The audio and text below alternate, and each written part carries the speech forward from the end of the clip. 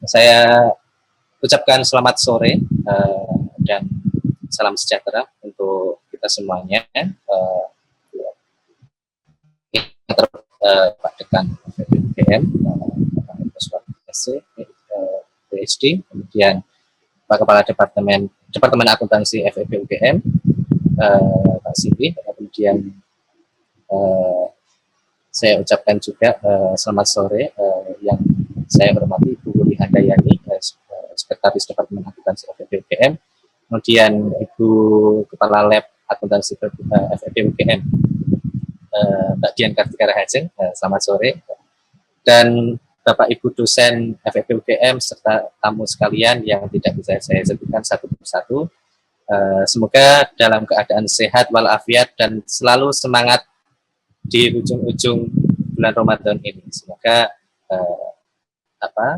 usaha kita untuk menimba ilmu ini diberkahi oleh Allah Subhanahu wa Ta'ala. Topik untuk hari ini cukup menarik gitu ya. Soalnya bisa dibilang cukup anti mainstream di bidang akuntansi, khususnya di Indonesia. Hari ini kita akan berdiskusi mengenai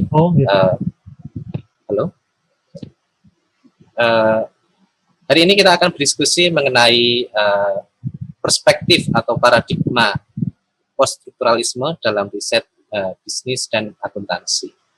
Apa itu poststrukturalisme? Bagi beberapa dari pendengar semuanya atau partisipan semuanya mungkin ada yang pernah mendengarkan, poststrukturalisme itu berarti paradigma setelah strukturalisme. Tapi strukturalisme itu apa? Strukturalisme dalam ilmu sosiologi bahwasanya dalam suatu bidang sosial itu perilaku masyarakat lebih ditentukan oleh struktur daripada agensi, atau strukturalisme menurut ilmu linguistik oleh Saussure, gitu ya. Ini akan menjadi topik yang sangat istilahnya menarik untuk kita diskusikan seperti itu. Nah, sebelumnya saya akan memperkenalkan terlebih dahulu pengisi untuk sore hari ini. Untuk pemateri untuk hari ini adalah Ibu Putri Agritansia, MACC. Beliau adalah dosen FEB-UGM, Departemen Akuntansi. Saat ini beliau sedang menjalankan studi doktoral di University of Canberra di Australia. Kalau mau bidang minat risetnya adalah di accounting atau akuntansi keberlanjutan. Nah, ini sesuatu yang mulai hangat ini ya, karena akhir-akhir ini banyak perusahaan yang mulai mengeluarkan laporan-laporan seperti laporan keberlanjutan, laporan ESG dan kawan-kawan. Kalau Bapak Ibu ini sangat tertarik untuk isu ini, bisa berdiskusi dengan Ibu Putri Agritansia. Beliau sebelumnya pernah menempuh studi magister di Australian National University dan memperoleh gelar Master of Accounting with Merit di College of Business Australian National University di Canberra, Australia. Beliau juga menamatkan studi S1-nya di Departemen Akuntansi Fakultas Ekonomika dan Bisnis Universitas Gadjah Mada pada tahun 2010. Sebelumnya saya sapa dulu nggih, Bu Putri. Halo Bu Putri. Halo Mas Ahmad. Apa kabar? Bagaimana kabar? Alhamdulillah baik. Sehat. Ya. Posisi di mana? Posisi di rumah. Di rumah di Canberra. Ya. Oh, di Canberra ya. Gimana suasana Ramadan di sana? Khidmat kah? Dingin. Kami sudah berbuka, alhamdulillah. Ini sekarang di sini jam 6.40. Jadi saya deg-degan juga kalau kelepasan tiba-tiba minum gitu sebenarnya di tengah jalan. Iya. Nanti kalau minum perlu di ini dulu ya, off cam sebentar ya. Tapi kan ini kan topiknya kan istilah menarik gitu. Siapa tahu dalam menjelaskan juga Putri haus gitu kan. Jangan lupa untuk menutup kameranya dulu sebelum waktu di sini dibuka seperti itu. Oke, Mbak Putri, ya, hari ini kita akan berdiskusi tentang poststrukturalisme gitu ya Mbak. Ya. Pasti banyak yang menarik dan saya juga ingin mendengarkan lebih banyak dari Mbak. Monggo Mbak Putri, waktu dan tempat saya serahkan kepada Mbak Putri. Ya. Selamat sore kepada Bapak Ibu semua di Indonesia dan di sekitarnya. Kepada Bapak Eko Suwardi selaku Dekan, kepada Bapak Singgi Wijayana, Ibu Wuri Handayani, Ibu Dian Kartika Rahajeng, Bapak Pogi, dan Bapak Ibu dosen Departemen Akuntansi FEB UGM semua, salam hormat dari saya.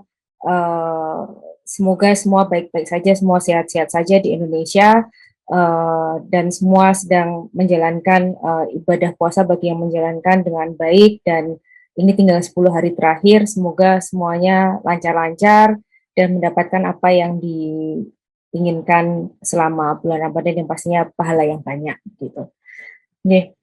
Terima kasih atas kesempatan yang diberikan kepada saya dari Departemen Akuntansi FEB UGM dan Master dan Program Master dan Dokter Fakultas Ekonomika dan Bisnis UGM kepada saya.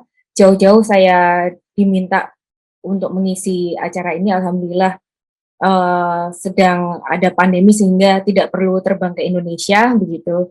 Jadi bisa dari manapun kita bisa saling sharing dan berdiskusi bersama terkait dengan riset akuntansi dan bisnis.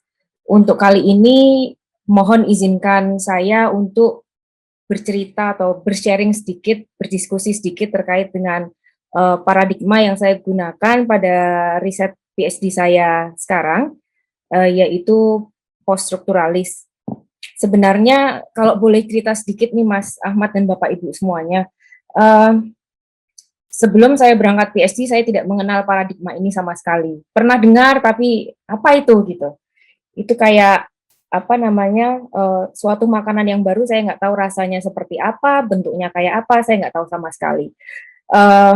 Tapi yang saya tahu adalah ketika saya akan berangkat PhD adalah saya ingin melakukan riset yang pada saat itu menjadi beban pikiran saya, bukan beban ya, sesuatu yang intriguing saya adalah sebenarnya kalau kaitannya dengan laporan akuntansi, bisa laporan keuangan, bisa laporan sustainability atau keberlanjutan, itu apapun yang dituliskan di situ sebetulnya maknanya apa untuk banyak orang, untuk pengguna laporan keuangan sendiri, untuk pengguna laporan keberlanjutan sendiri, apakah artinya itu atau maknanya itu apakah sama diterima oleh satu orang dengan yang lainnya, ataukah jangan-jangan berbeda antara satu orang dengan yang lainnya.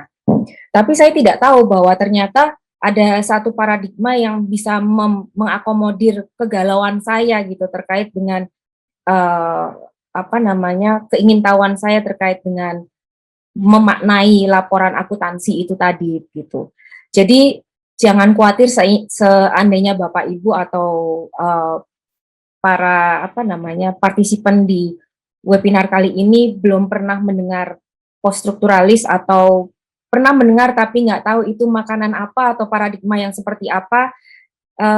Saya sempat diskusi dengan Mas Ahmad sebelum webinar ini sebelumnya, dan kami sepakat bahwa this is the messy paradigm gitu. Ini makanan yang semua campur aduk jadi satu, mau rasanya enak juga ada, rasa manisnya ada, rasa asinnya ada, rasa asamnya ada, semuanya ada campur aduk jadi satu. Tinggal bagaimana kita meramunya untuk sesuai dengan rasa yang kita inginkan gitu kayaknya. Gitu ya Mas Ahmad, tampaknya ya. Saya akan memulai apa namanya sharing sedikit terkait dengan paradigm ini. Saya juga masih sangat belajar terkait dengan paradigm ini. Belum seperti teman-teman saya sudah lulus PhD kemarin yang mengisi webinar di beberapa webinar yang kemarin. Saya masih tahun kedua saya, ini memulai tahun kedua saya dan masih berjibaku dengan banyak hal terkait dengan finding my own truth gitu ya, terkait dengan riset PhD ini gitu. sebelum saya memulai terkait dengan pasca strukturalisme atau post strukturalis paradigm, saya ingin bercerita sedikit terkait dengan sejarah pasca strukturalisme itu sebenarnya seperti apa gitu. Banyak orang mengenal positivis dan post positivis dengan sangat baik begitu. Tapi paradigm ini adalah paradigm yang kalau saya bilang sebenarnya bukan melawan post positivis, bukan melawan positivis atau bukan melawan paradigm-paradigm yang lain, justru ini adalah paradigm alternatif dari paradigm-paradigm mainstream yang ada di dalam dunia riset, terutama di akuntansi. Nah, post strukturalis itu adalah paradigm yang muncul sebenarnya atas ketidaksetujuan para pendukung post-strukturalis terhadap konsep dari strukturalisme. Jadi kalau tadi Ahmad sudah menjelaskan bahwa jangan-jangan ini adalah kelanjutan dari strukturalisme, sebenarnya ini bukan kelanjutan dari strukturalisme, justru dalam filosofi riset, dalam filosofi ilmu pengetahuan itu banyak orang setuju pada suatu hal, banyak orang juga ada yang tidak setuju dengan suatu hal yang lainnya, dan kemudian mengemukakan apa ketidaksetujuannya, di mana tidak pasnya, mana pasnya, atau perdebatan itu terjadi di mana gitu.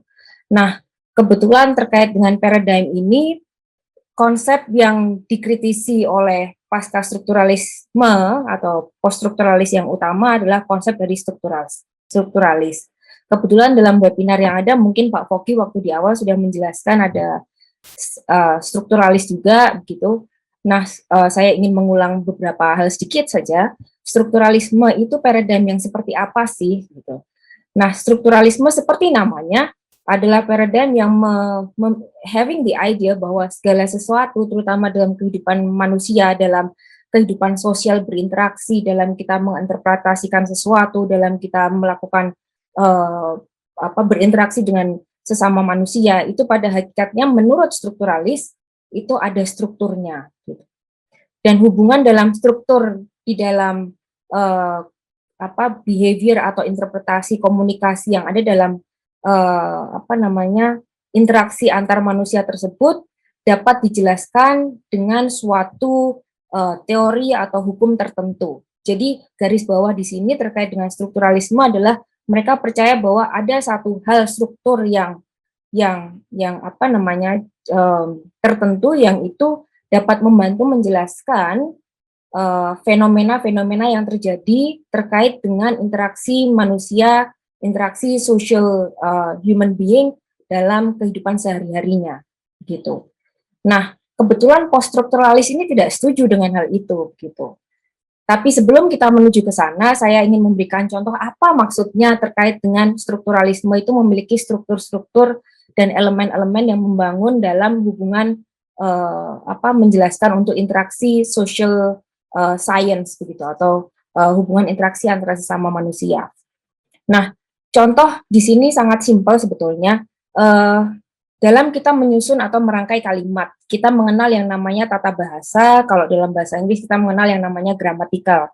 Gramatikal sendiri itu atau tata bahasa sendiri itu ada struktur yang jelas. Kalau di Indonesia kita belajar zaman SD dulu itu ada subjek, membuat kalimat yang baik itu ada subjeknya, predikatnya, objek, SPOK gitu, ada keterangannya di akhir gitu.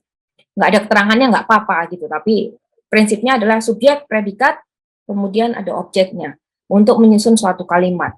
Nah, masing-masing kata yang digunakan dalam rangkaian kalimat yang kita berusaha susun pun harus berdasarkan suatu struktur, yaitu SPOK itu tadi, supaya memiliki makna yang dapat disampaikan kepada orang lain juga, gitu, sehingga maknanya jelas, gitu. Itu menurut strukturalis paradigm. Nah, pasca strukturalis atau post strukturalis bilang bahwa nggak gitu juga, gitu. Paradigm post-strukturalis itu berakar pada konsep bahwa keingintahuan bagaimana sih sebenarnya bahasa itu digunakan, begitu. Jadi post-strukturalis paradigm memang rootnya itu ada di linguistik, gitu. Nah, nanti mungkin semakin bingung ini messiness-nya mulai muncul di sini. Akuntansi kok linguistik begitu ya? Akuntansi kok kita belajarnya malah bahasa apa di sini? Bagaimana dan segala macam nanti akan saya berusaha sampaikan sedikit demi sedikit. Nah, Poststrukturalis itu tidak setuju pada argumen strukturalis bahwa hubungan antar elemen dalam kehidupan manusia, dalam manusia itu berinteraksi baik secara berperilaku, berkomunikasi, dalam komunitas, dalam society, dalam budaya, itu ada strukturnya, ada bisa dijelaskan dengan jelas, bisa dijelaskan hubungan antar elemennya dengan jelas, ada teori yang jelas. Salah satu teori yang sering digunakan yang sejalan dengan strukturalis salah satunya adalah agensi teori, di mana agensi teori itu menjelaskan struktur hubungan antara agen, antara prinsipal dan segala macamnya. Nah, poststrukturalis bilang tidak ada hubungan seperti itu gitu. Hubungan antara agen itu ya bisa jadi tidak, bisa jadi sangat kontingent terhadap masing-masing agen, terhadap sejarah, terhadap waktu dan segala macamnya. Jadi semuanya serba messiness-nya itu karena ada kata-kata semuanya contingent gitu terhadap sesuatu gitu. Jadi tidak ada seperti argumen strukturalis yang mengatakan bahwa strukturnya jelas, tertata, rapih. Itu menurut poststrukturalis tidak ada yang rapih begitu. Nah, sebenarnya poststrukturalis itu sebel-sebel tapi suka gitu sama strukturalis gitu. Jadi nggak selamanya dia sebenarnya menolak strukturalis begitu. Kenapa? Nah, menariknya di sini. Ternyata sebenarnya poststrukturalis itu mengambil ide dasar untuk mendevelop paradigm atau konsep poststrukturalis sendiri itu mengambil konsep milik Ferdinand de Saussure gitu. Terkait dengan konsep semiotik. Konsep ini dikembangkan bersama dengan Charles Peirce, namun hanya Ferdinand de Saussure yang kebetulan mengembangkan konsep yang akan sangat digunakan dalam poststrukturalis. Jadi seandainya Bapak Ibu ingin melakukan penelitian terkait dengan poststrukturalis, akan sangat baik sekali untuk setidaknya poin awalnya adalah kalau memang belum pernah membaca terkait dengan poststrukturalis sebelumnya adalah membaca terkait dengan konsep semiotik yang dikenalkan oleh Ferdinand de Saussure gitu. Nah, semiotik itu apa gitu? Karena kita belajar di akuntansi, yang kita tahu kebanyakan waktu sebelum saya berangkat S2 dulu beberapa tahun yang lalu adalah akuntansi kaitannya laporan keuangan, debit, kredit, saldo, atau penelitian di ranah-ranah yang terkenal adalah di ranah-ranah mainstreamnya bursa saham gitu, atau finance accounting, atau yang agak agak di tengah-tengah gitu. Waktu S1 saya melakukan penelitian terkait dengan behavioral accounting di bawah Profesor Mahfud, itu pun saya sudah mulai masuk ke akuntansi yang menurut saya juga cukup kurang mainstream begitu, walaupun cukup mainstream juga begitu, karena terkait dengan behavioral accounting-nya waktu itu adalah pengambilan keputusan manajemen terkait dengan financial measurement dan non-financial measurement. Nah, masuk ke S3 saya semakin akuntansinya, kalau ada beberapa orang termasuk supervisor saya waktu itu dia bilang, ini akuntansinya kita di mana ya gitu. Nah, saya akan juga menjelaskan nanti sebenarnya akuntansinya di mana ya, karena pertanyaan-pertanyaan akuntansinya di mana ya, itu adalah pertanyaan-pertanyaan yang juga penting, mainstream, tapi sebetulnya juga untuk menjustifikasi kita sebagai akademisi di bidang akuntansi, kita juga untuk menjelaskan hubungannya ini di mana dengan poststrukturalis, dengan riset yang kita inginkan, dengan paradigm yang kita inginkan, supaya semuanya menjadi lebih jelas gitu. Nah, semiotik, saya kembali ke semiotik. Semiotik itu adalah studi tentang simbol dan penggunaannya, serta interpretasi dari simbol itu sendiri. Sebetulnya kalau kita belajar dari Ferdinand de Saussure, simbol sendiri itu dibedakan menjadi beberapa hal akan sangat mudah dalam bahasa Inggris karena mereka membagi menjadi simbol dan sign. Simbol itu nanti akan diterjemahkan berbeda menurut de Saussure, sign itu sendiri juga akan diterjemahkan berbeda dari simbol gitu. Tapi ketika kita masukkan Google Translate, simbol ya sign ya simbol gitu, atau pertanda tanda. Nah, nanti bedanya di mana?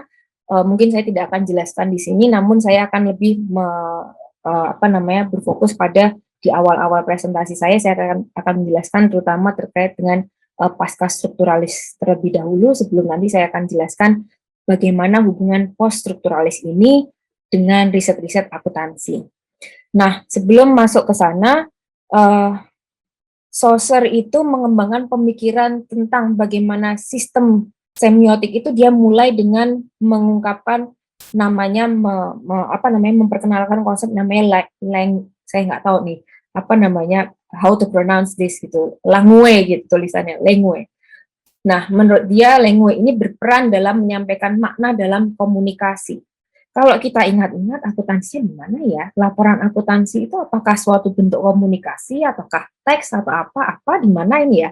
Linguistiknya di mana akuntansi ini? Mungkin bisa mulai Bapak Ibu mulai sedikit mempertanyakan itu juga sembari kita berjalan dalam webinar ini gitu. Nah, menurut Saussure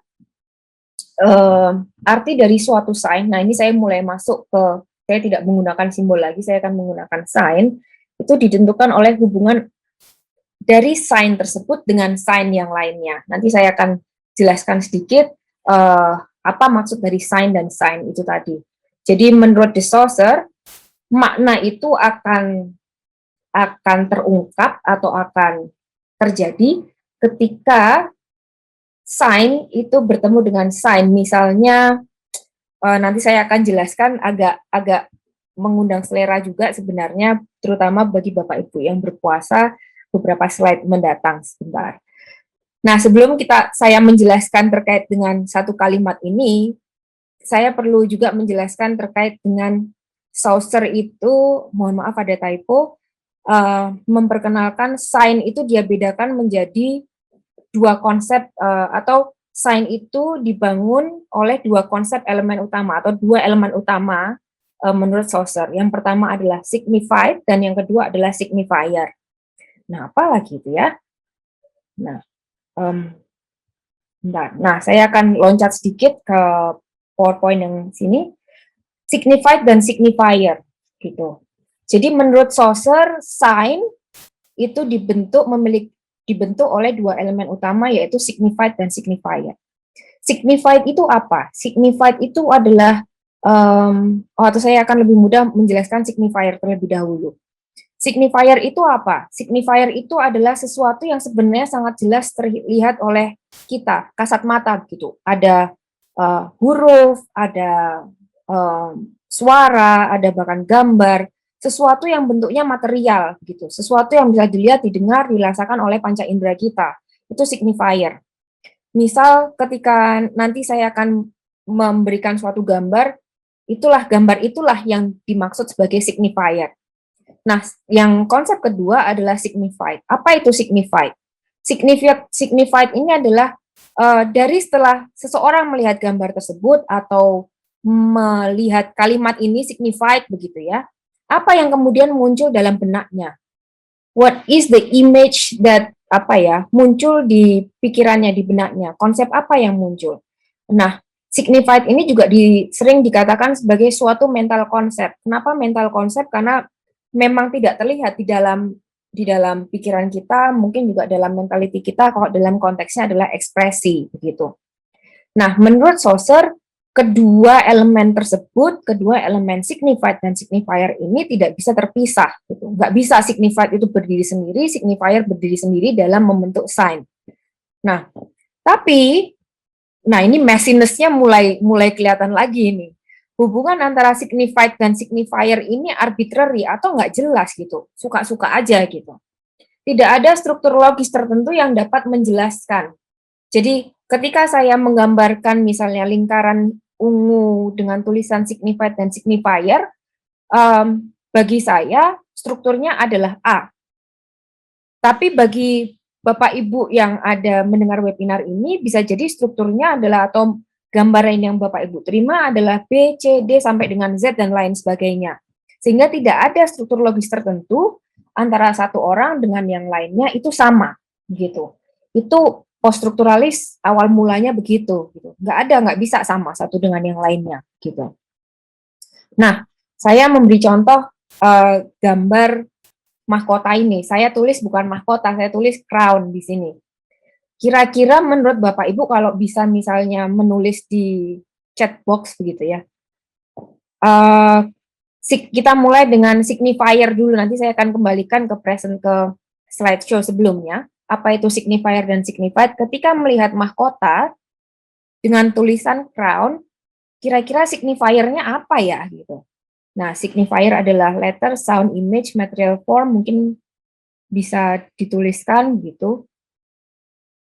Nah, kira-kira apa nih kalau melihat ini nih, crown.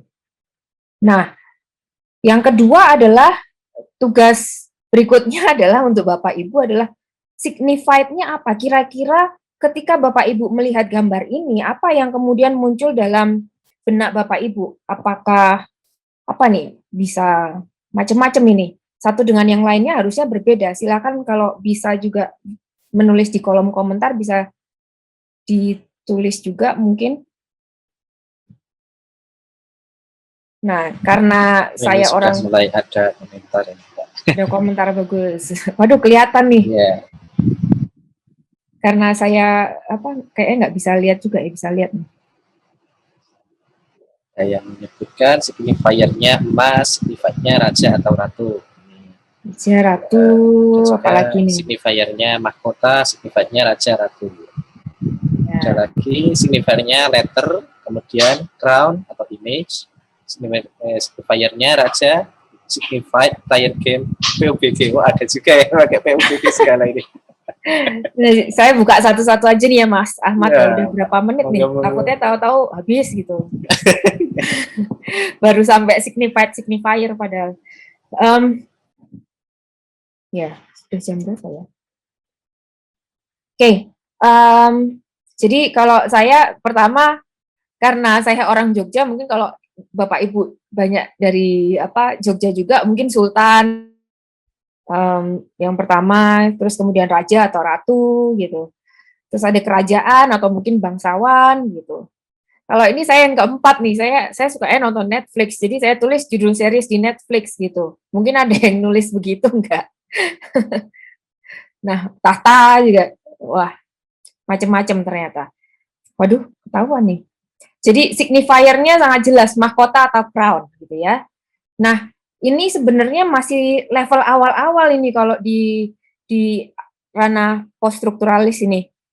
Menerjemahkannya masih di level yang awal-awal sekali, level 1 nih. Nah, yang level 2 adalah ketika saya menunjukkan gambar ini nih, sebentar.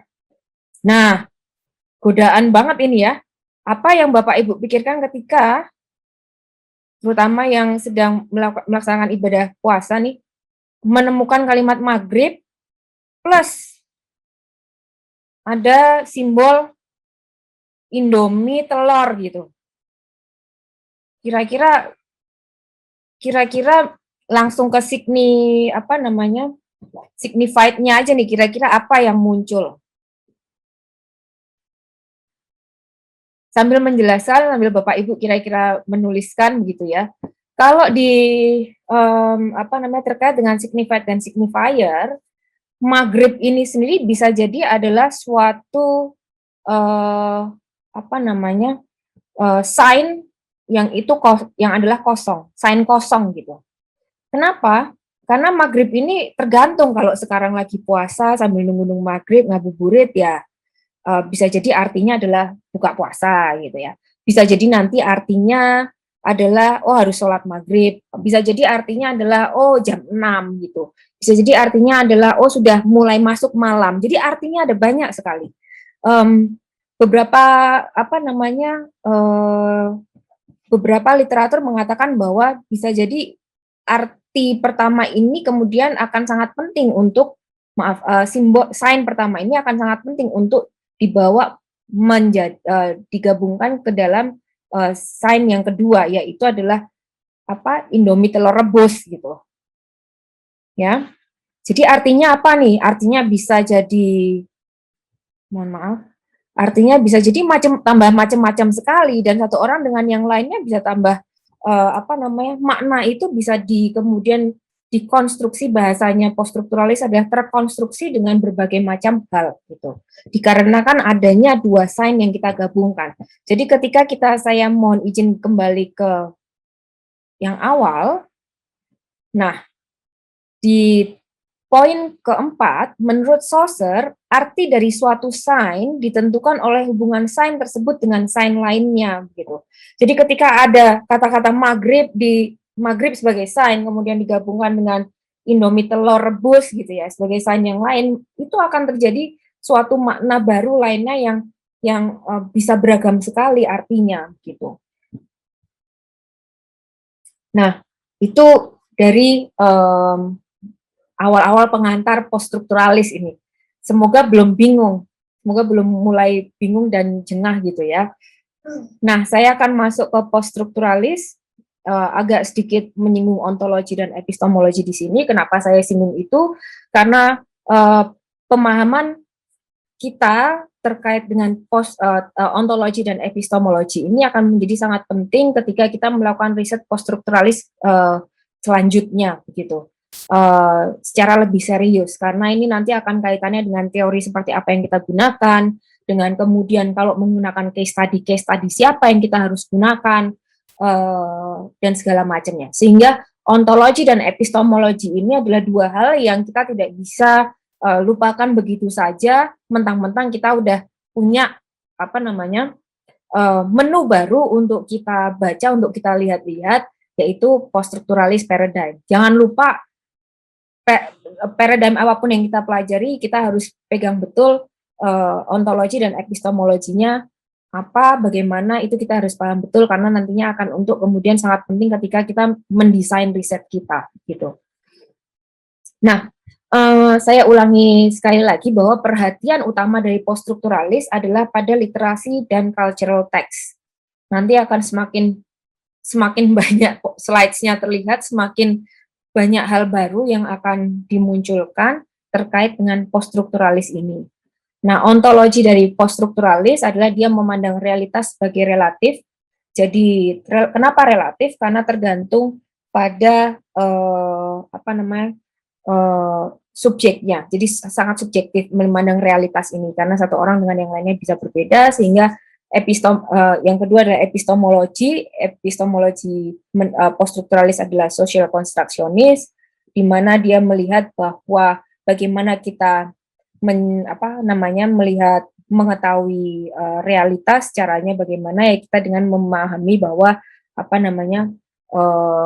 realitas itu adalah socially constructed, gitu. Nah, saya mau garis bawahi di sini, hati-hati, poststrukturalis itu tidak sama dengan postmodern. Kemarin sempat saya diskusi dengan Mas Ahmad sebelum ini terkait dengan hal ini, bahwa poststrukturalis itu tidak sama dengan postmodern.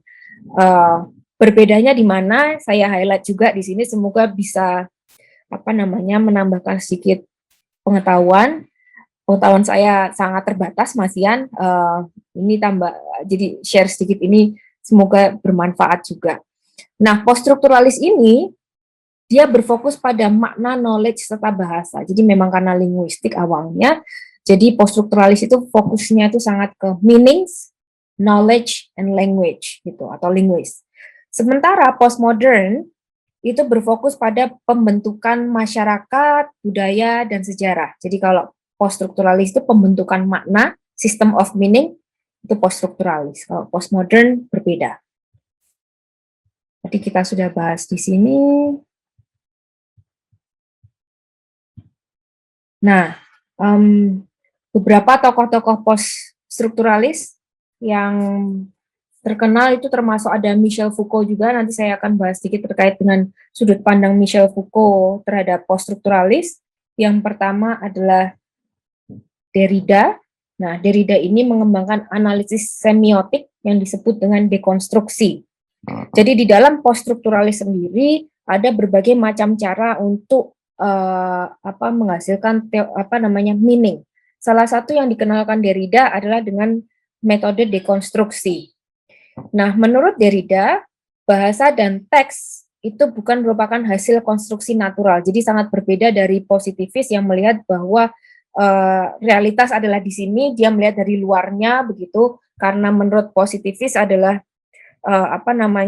realitas itu sudah ada out in the world, and then the job of the researcher adalah to investigate and then to find out apa realitas itu gitu. Nah, kalau di poststrukturalis sedikit berbeda, yang salah satunya Derrida mengatakan bahwa bahasa dan teks itu bukan konstruksi natural, tapi adalah hasil konstruksi antara budaya, sejarah, asumsi masyarakat, norma, bahkan interpretasi yang berbeda-beda dari satu orang dengan yang lainnya, gitu. Jadi kalau bayangkan konstruksi itu, karena meaning adalah being constructed, itu kayak rumah kita mau bangun rumah itu juga being constructed, mulai dari fondasi, mulai dari ada saya nggak tahu cakar ayam dan segala macamnya, sampai akhirnya atap, sampai kemudian ada di dalam rumahnya itu kita mendesain dan segala macamnya untuk menghasilkan suatu rumah yang homey buat ditinggali. Nah, definisi homey itu kemudian terkonstruksi melalui bagaimana kita membangun rumah yang kita inginkan atau kita mendesain rumah yang kita inginkan. Nah, kalau di poststrukturalis itu adalah seperti construction of meaning, itu seperti membangun rumah itu tadi, konstruksinya seperti itu.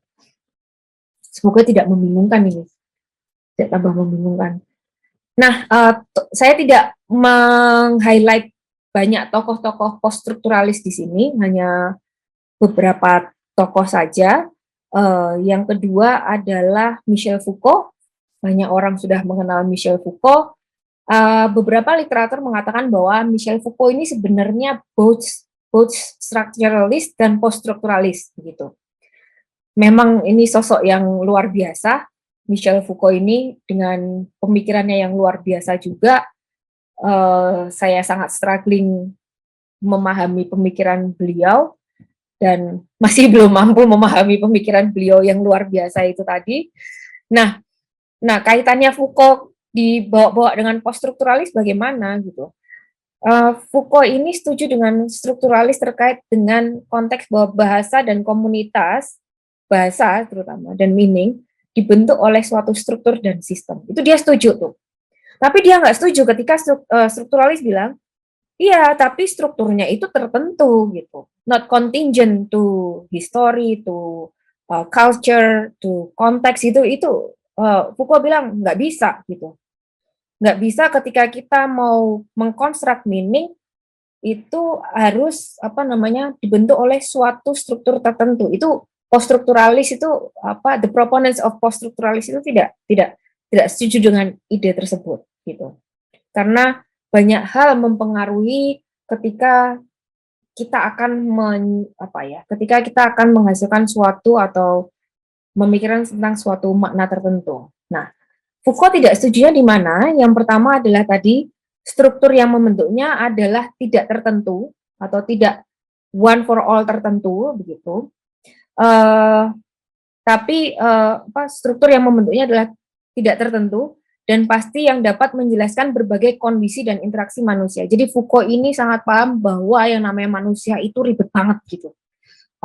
How people interact with one another itu sangat kompleks, dan itu tidak mungkin dijelaskan hanya dengan satu struktur tertentu saja begitu.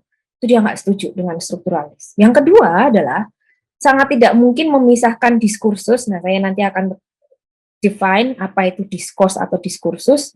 Jangan di Google Translate, karena ketika kita masukkan discourse in English keluarnya adalah wacana gitu. Jangan begitu gitu, karena diskursus ini artinya agak bukan wacana saja gitu. Nah, sangat tidak mungkin memisahkan diskursus atau diskurs dari suatu interpretasi dan menarik makna atasnya dengan objektif. Jadi satu, poststrukturalis itu tidak objektif. Tujuan dari poststrukturalis itu kalau nanti terkait dengan research design, strukturalis itu tidak mencari tujuannya, strukturalis itu tidak mencari mengeneralisir ilmu atau knowledge. Tidak, karena tadi di awal sudah dijelaskan, saya sampaikan berkali-kali bahwa meaning ini adalah constructed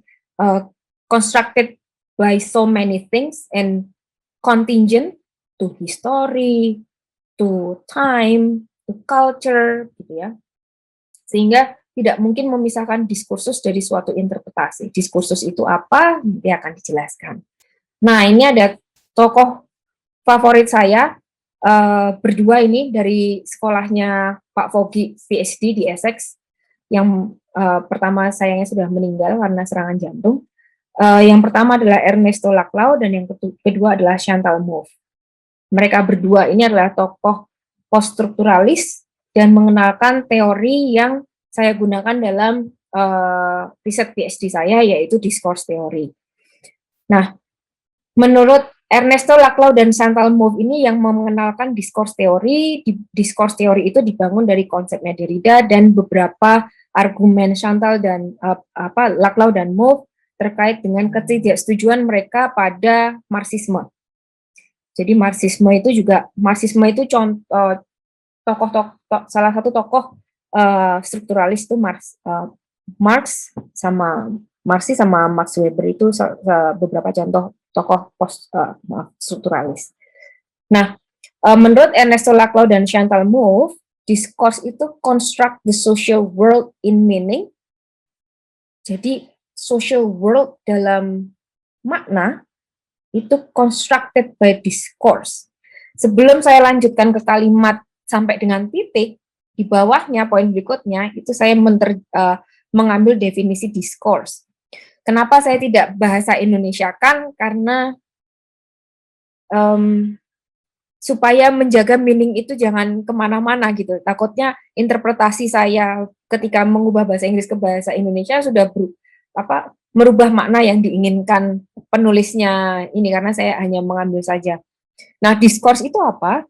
Discourse adalah a form of social action that plays a part in producing the social world. Jadi a form of social action. Jadi ada social action. Social action di sini definisinya bisa berbagai macam. Tidak hanya action as in behavior, tapi juga bisa jadi karena adanya social action karena interaksi dari power, dari adanya berbagai macam hal lah yang terjadi dalam interaksi sosial.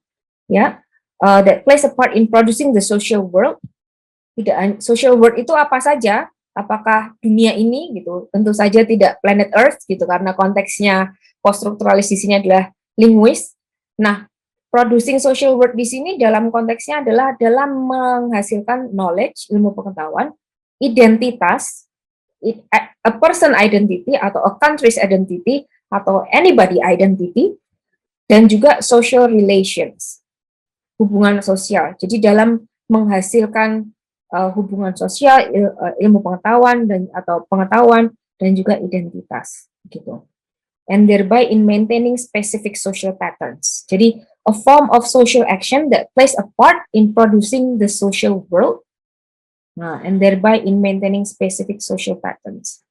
Hati-hati di sini maksudnya Laclau dan Mouffe terkait dengan maintaining specific social patterns itu tidak sama dengan strukturalis mengatakan bahwa ada struktur tertentu, sistem tertentu dan segala macamnya. Specific social patterns di sini pakai S, jadinya specific social patterns-nya ada banyak gitu, tergantung pada tadi history dan segala macamnya, banyak sekali.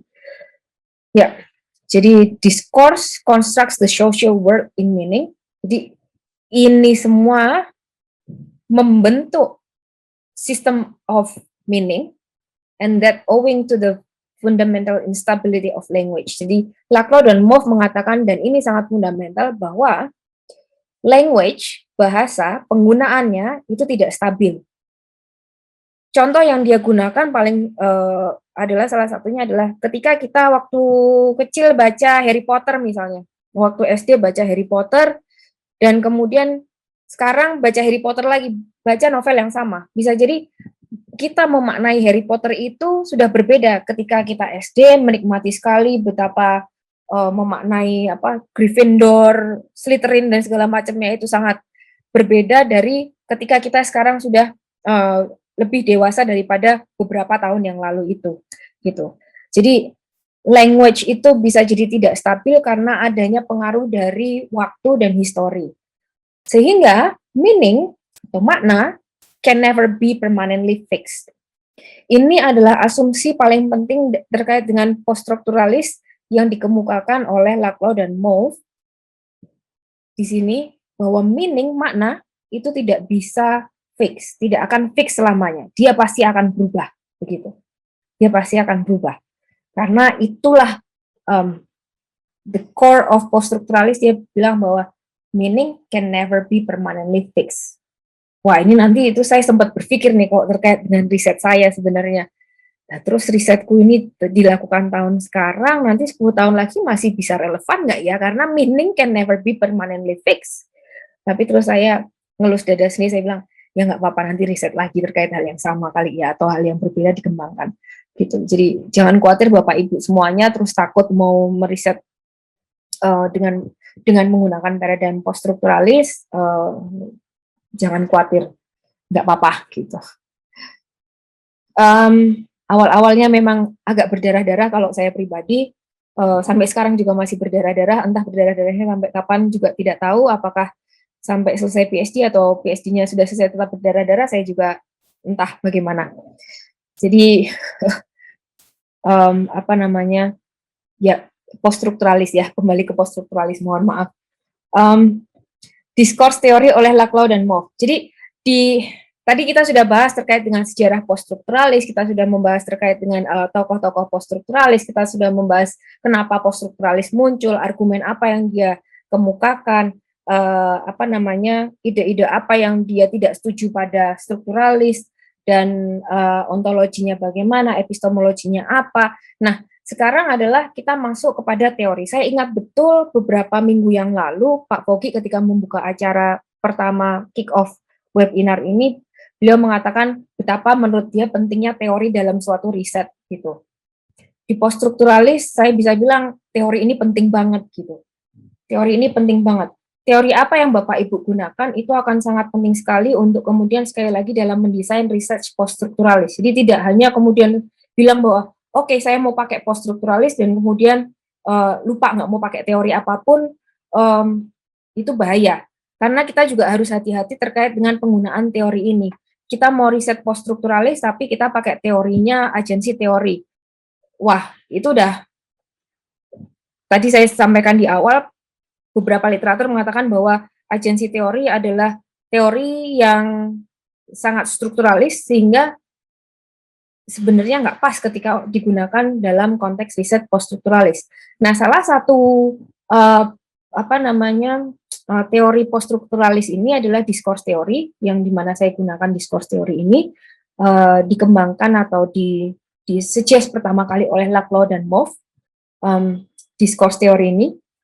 Nah, kita mulai dari sini saya akan masuk terkait dengan apa ini discourse teori, bagaimana kemudian teori ini dipahami, dan elemen-elemen penting apa yang perlu kita pahami terkait dengan discourse teori seandainya Bapak Ibu menginginkan untuk melakukan riset discourse dengan menggunakan teori ini. Nah, discourse teori itu berusaha untuk bertujuan untuk menginvestigasi sistem makna. Beberapa mengatakan bahwa discourse theory is a theory of meaning. Discourse theory is a theory of meaning. Adalah theory of meaning, teori makna, teori dalam mengkonstruksi makna. Ya, tujuannya adalah sebenarnya dia menginvestigasi sistem makna. Ada 4 elemen utama dari teori ini. Jika Bapak Ibu ingin melakukan penelitian dengan menggunakan discourse teori, perhatikan betul bahwa pertama tadi discourse teori ini menurut Jorgensen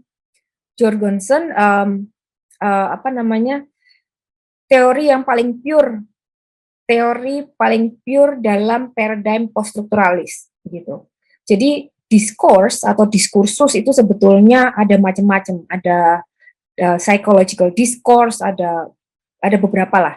Nah, yang paling pure ini discourse teori, karena yang lainnya itu ada kombinasi dengan strukturalis paradigm juga gitu. Nah, ada 4 elemen utama dari teori discourse teori ini yang kita sangat perlu pahami, karena ini akan kenapa penting? Karena ini akan mengarahkan kita kepada bagaimana melakukan identifikasi bagaimana mendesain riset dan memaknai apa namanya, temuan-temuan pada riset kita atau apa namanya, bagaimana nanti memposisikan contingency yang ada, discourses yang ada, dan segala macamnya. Jadi kalau saya boleh bilang, contoh nih, saya meneliti terkait dengan sustainability, saya mencari makna dari sustainability, saya tidak mencari makna, saya tidak berusaha untuk mendefinisikan sustainability. Jangan salah Bapak Ibu, discourse teori ini walaupun tujuannya adalah menginvestigasi sistem makna, tapi dia tidak bertujuan utama atau dia sama sekali tidak bermaksud untuk mendefinisikan suatu makna. Jadi misalnya sustainability, saya tidak berusaha untuk dengan menggunakan discourse, saya tidak berusaha untuk mendefinisikan sustainability adalah bla bla bla bla bla bla gitu. Jadi jangan salah di sini, dia hanya berfungsi atau membantu researcher, membantu kita memberikan framework dalam menginvestigasi sistem makna. Apa maksudnya? Discourse teori ini membantu kita untuk mengetahui kira-kira nih contoh sustainability itu sebenarnya dipengaruhi oleh diskursus apa saja gitu. Jadi sustainability ini sudah suatu discourse, nanti akan kita bahas apa itu discourse lagi, ada nodal point dan segala macamnya. Nah, yang mempengaruhi dia ada macam-macam. Ada CSR, Corporate Sustainability Reporting, ada kemudian GRI, Global Reporting Initiative, ada kemudian SDG, Sustainable Development Goals, ada Millennium Development Goals kalau mau digabungkan jadi satu, ada kemudian apa namanya ekologi, ada kemudian Green Paradigm, ada kemudian Triple Bottom Line dan segala macamnya, ya. Itu kita berusaha mencari tahu sebenarnya sustainability ini makna-makna yang paling kuat mempengaruhi orang mendefinisikan sustainability atau bahkan mempraktekkan sustainability itu makna-makna linguistik yang mana gitu. Jadi misal saya tanya kepada Bapak Ibu, mungkin bisa ditulis di chat box ya. Definisi sustainability itu apa sih Bapak Ibu gitu.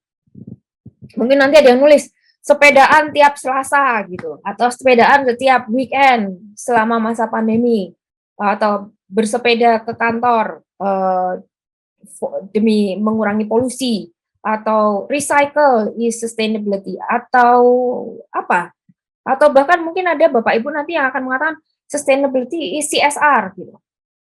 Mungkin saya boleh dibantu ditulis di chat box, jadi saya juga bisa tahu kira-kira sustainability ini menurut Bapak Ibu apa ya gitu. Sustainability adalah keberlanjutan, mungkin keberlanjutan THR gitu ya, atau keberlanjutan puasa. Silahkan Bapak Ibu kalau berkenan ditulis di chat box-nya kalau bisa, atau yang di YouTube juga boleh ditulis di situ kira-kira artinya apa ya gitu, sustainability. Nah, atau ini sudah pada mulai agak-agak membayangkan Indomie tadi atau malah lagi mau beli Indomie keluar buat bikin Indomie rebus. Baik, saya akan lanjutkan saja, tapi kalau masih mau dituliskan silahkan dituliskan. Nah, di discourse ini kalau ternyata sustainability tadi Bapak Ibu menuliskan maknanya ada nanti banyak, wah keberlanjutan webinar series luar biasa, keberlanjutan pembangunan, Sustainable Development Goals, ya, dan nanti macam-macam ya. Ada teman saya itu meneliti terkait dengan extinction. Nah, ada lagi nanti mungkin mining, sustainable mining, sustainable palm oil gitu ya. Ada macam-macam sekali. Ada yang nulis makan ringan sebelum maghrib. Nah, bertujuan menginvestigasi sistem makna. Jadi semakin banyak makna yang ditempelkan atau orang makin diverse dalam menginterpretasikan makna ini, maka dia sebenarnya maknanya nggak jelas gitu, nggak punya makna yang jelas gitu. Nanti kita akan sebut apa nih? Sustainability yang jelas, yang maknanya nggak jelas gitu. Oke, dan nggak cuma sustainability loh Bapak Ibu, di akuntansi ternyata banyak. Nanti kita akan lihat kira-kira di akuntansi ada apa lagi ya yang maknanya itu ternyata random banget gitu. Atau satu orang dengan yang lainnya multi interpretasi. Atau bisa didefinisikan berbagai macam. Ya. Nah, terdapat 4 elemen utama dari teori ini. elemen utamanya itu sebenarnya 4 itu adalah articulation practice, discourse, moments, dan elemen. Nah, itu 4 elemen utamanya. Articulation practice, apakah articulation practice? Articulation practice itu adalah ketika kita berusaha untuk mengartikulasikan, adalah proses membangun hubungan antara elemen, tadi ya kalau discourse apa dihubungkan sama, misalnya tubuh gitu ya. Tubuh itu elemennya tubuh ada apa aja gitu. Oh, ada sistem kepala, maaf, sistem darah, ada sistem otot, ada apa. Nah, itu kita gabungkan jadi satu. Kita bangun hubungan antara elemennya itu untuk menghasilkan suatu makna, mendefinisikan tubuh. Itu articulation practice-nya. Kalau sudah ketemu, maka tubuh itu atau body itu akan menjadi suatu discourse.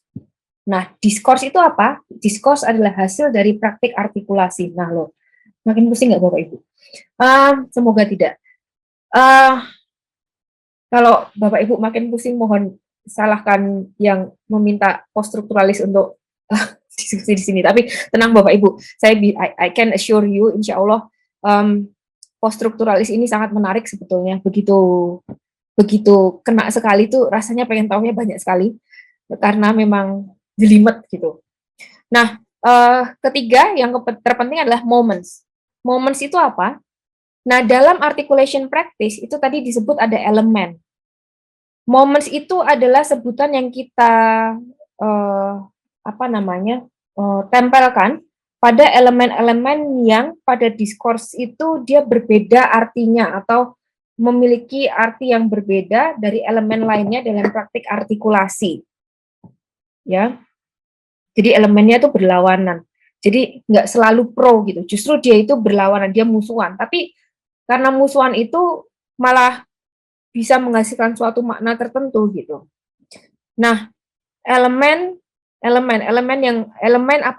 itu? Elemen adalah, nah elemen sendiri itu ada konsepnya. Konsep elemen sendiri adalah sesuatu yang berlawanan, tapi dia itu tidak berhasil masuk ke diskursnya, jadi tidak berhasil untuk membantu mendefinisikan makna. Jadi dia hasilnya adalah sesuatu sign yang kosong gitu, karena dia tidak berhasil untuk menempelkan makna gitu. Ya, jadi moments adalah elemen yang berlawanan atau berbeda dari elemen lainnya dalam praktek artikulasi.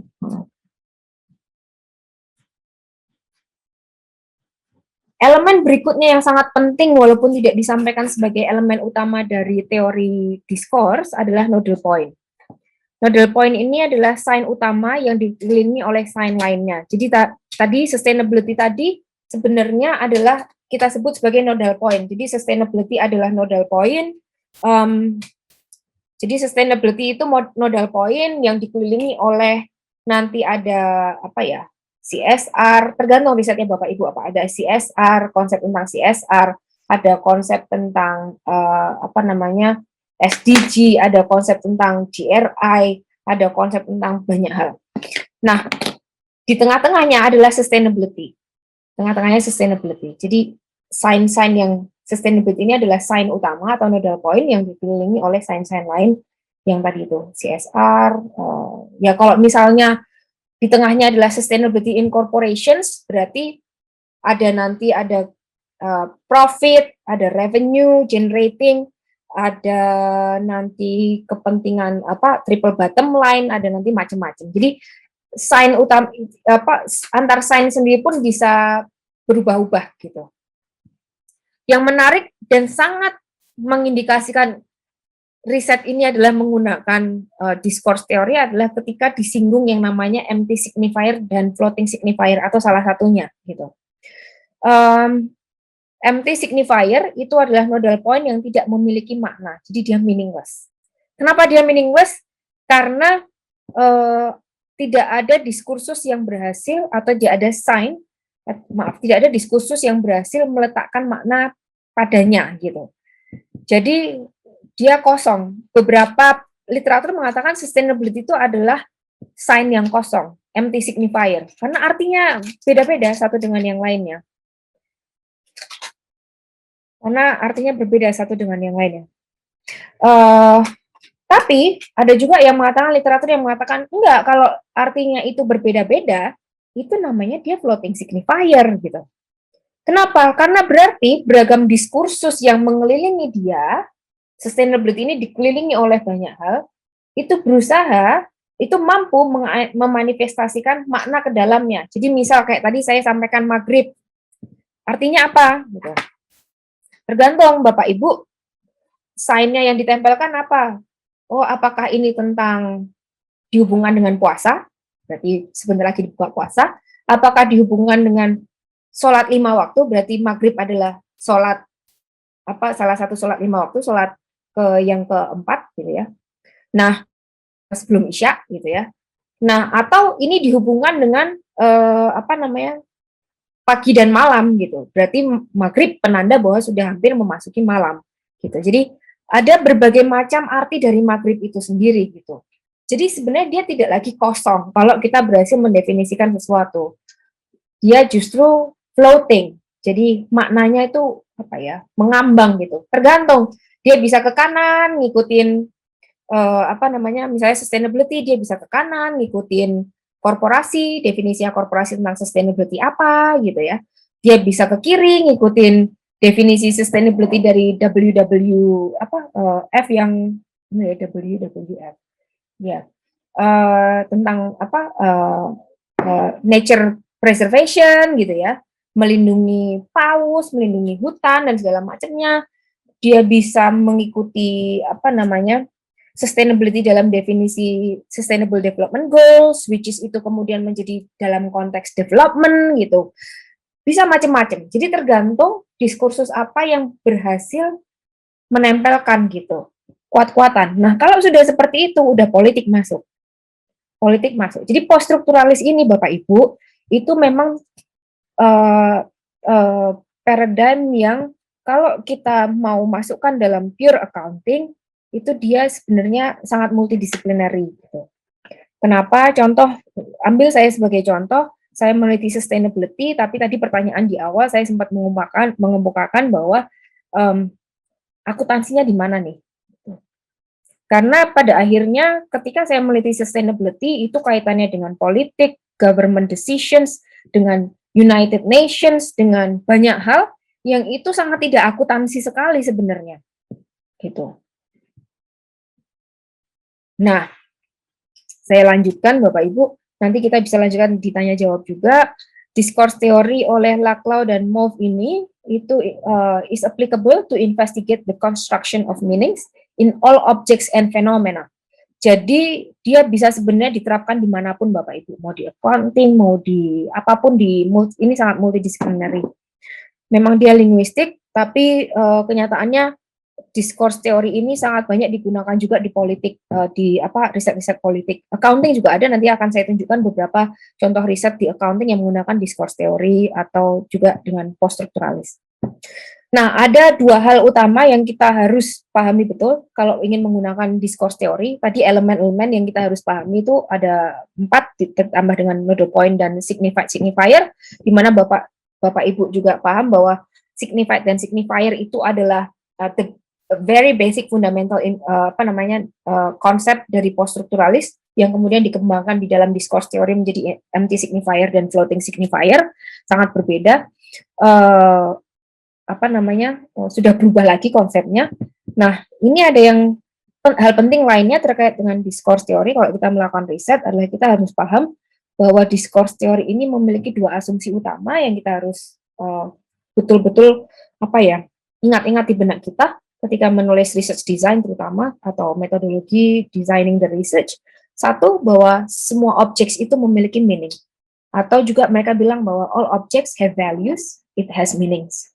Jadi tidak ada menurut discourse teori sesuatu itu meaningless atau tidak ada artinya. Meaning bahwa hal ini berarti bahwa segala sesuatu itu pasti ada maknanya. Meaning can be constructed gitu, terutama yang kaitannya dalam social science. Karena memang dia awalnya dia bukan di natural science ya Bapak Ibu. Yang kedua, meanings are never fixed. Never stable, tidak pernah full. Karena menurut poststrukturalis ini menurut saya sangat down to earth banget lah. dia sangat sangat apa ya, realistis banget lah menurut saya. Dia bilang bahwa nggak mungkin lah kita bisa full memberikan makna pada sesuatu. Kenapa? Ya alasannya simple, karena dunia itu terlalu luas, meaning itu terlalu luas, meaning itu terlalu kompleks, how people interpret things, how we interpret things itu sangat contingent terhadap terutama history. Jadi sejarah, ketika masanya berbeda, maka makna itu bisa berubah, gitu. Ya, jadi meanings never fixed, never stable, never full. Kenapa? Because the process of constructing meaning itu akan terus terjadi dan bergulir terus, never stops. Jadi will always be affected by a specific system of rules. Nah, hati-hati di sini Bapak Ibu, specific system of rules di sini bisa jadi juga tergantung kalau mungkin apa namanya, mohon maaf bacaan saya juga agak kurang di sini. System of rules di sini menurut saya adalah tergantung teori yang kita gunakan itu apa. Kalau di Locke dan Moff dia mengenalkan ada beberapa rules yang kita bisa lihat di sini, kita bisa pertimbangkan. Nah, rules di sini juga bisa berarti rules dalam konteks kalau sustainability tadi rules-nya ya berarti ada SDG.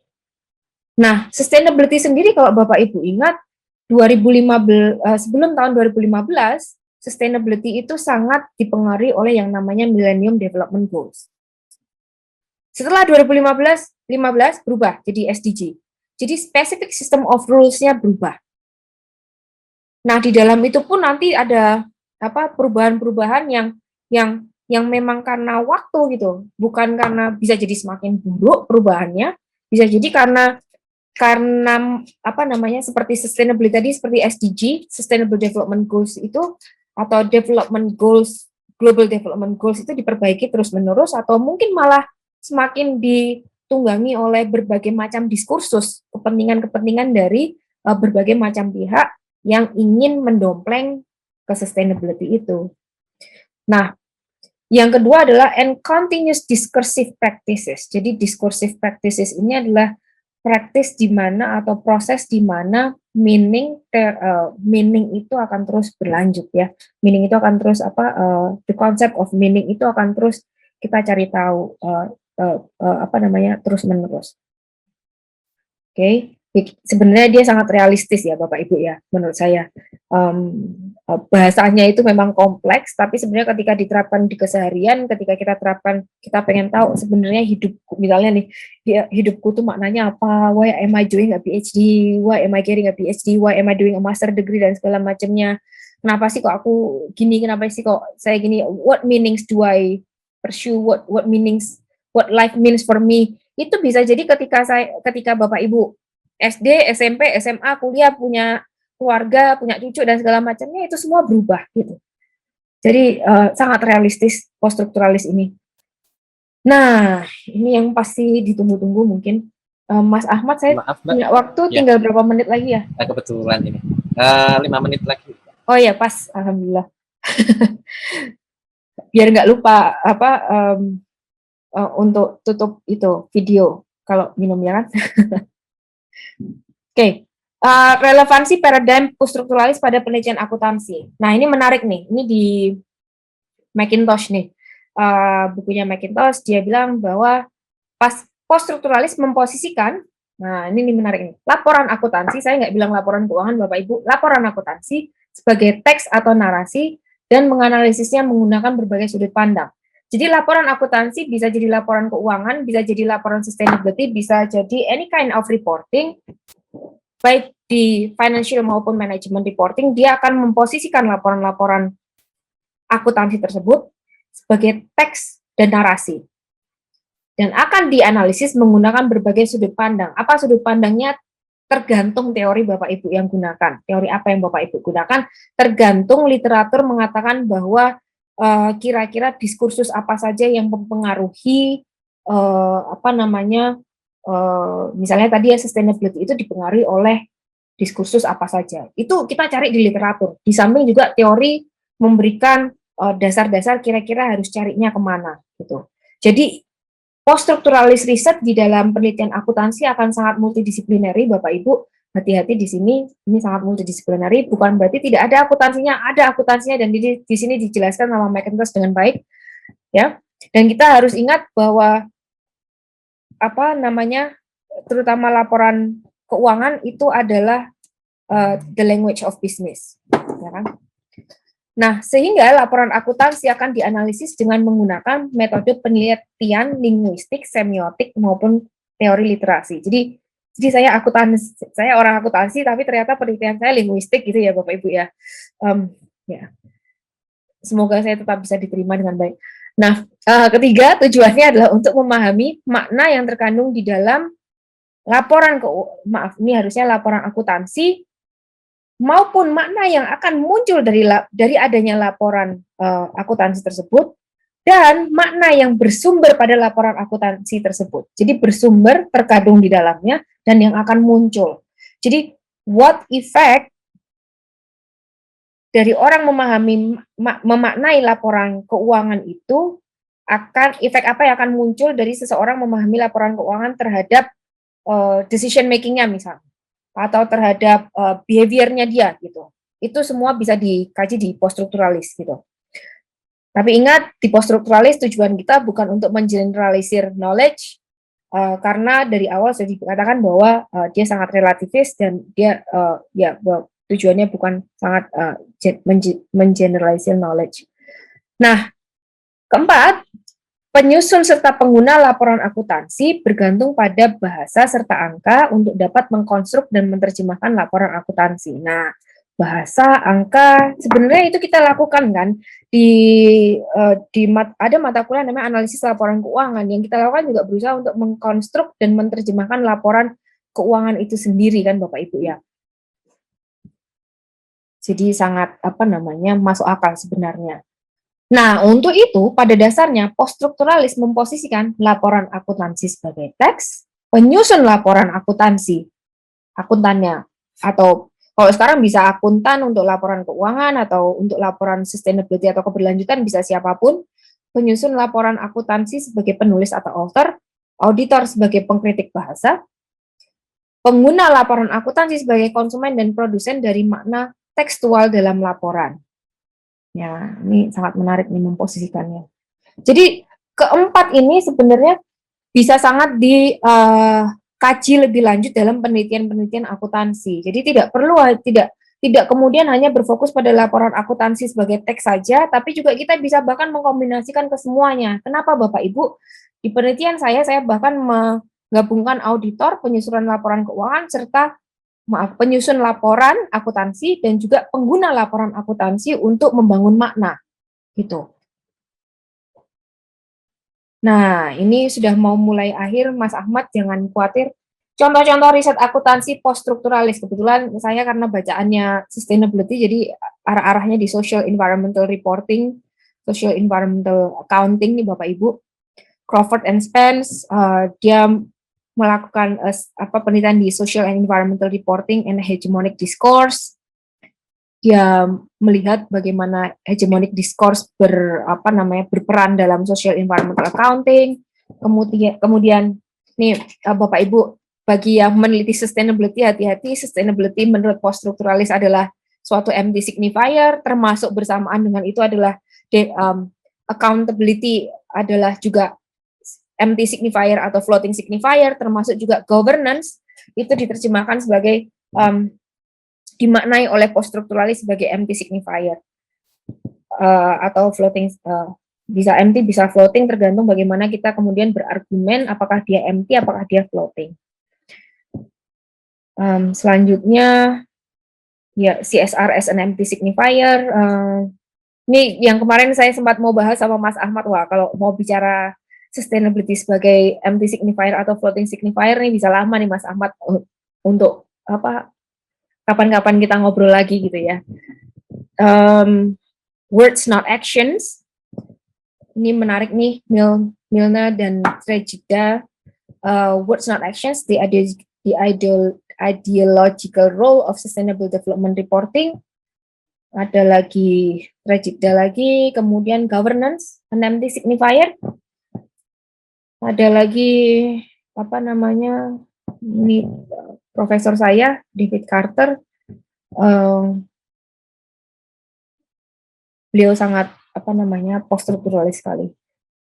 Ini referensi yang saya gunakan, nanti insya Allah PowerPoint ini akan di-share kepada Bapak Ibu semuanya, sehingga bisa dicari nanti references yang saya gunakan bagi Bapak Ibu yang ingin memulai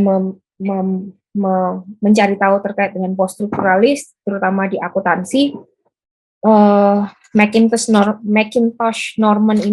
Norman Mackintosh ini buku yang sangat baik untuk memulai. Namun demikian, poststrukturalis dan terutama discourse teori, kalau Bapak Ibu tertarik menggunakan discourse teori, ini adalah konsep yang sangat luas dan bacaannya akan sangat banyak sekali.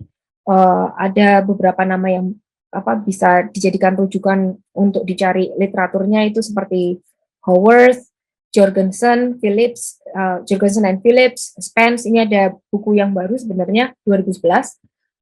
Ada Egerben, ini cukup memberikan kita bayangan apa sih perbedaan antara critical theory, poststructuralism, postmodern.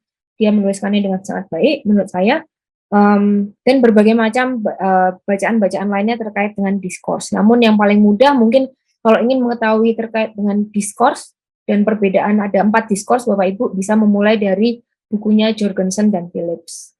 Nah, satu hal yang saya mau highlight di sini juga sebelum saya akhiri dan saya kembalikan kepada Mas Ahmad sebagai moderator adalah di poststrukturalis, terutama di discourse teori, ketika Bapak Ibu ingin menggunakan case study, ini masuk ke metodologi, memang mohon maaf sekali, bukan di research filosofi sebenarnya.